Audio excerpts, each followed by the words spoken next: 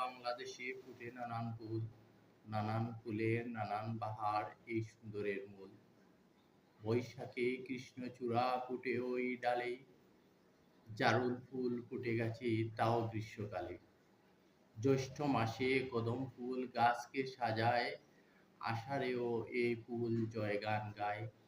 শ্রাবণে ফুটে গাছে জেসমিন আর জুঁই, ভাদ্র মাসে ফুটে থাকে বাদরা ফুল কই।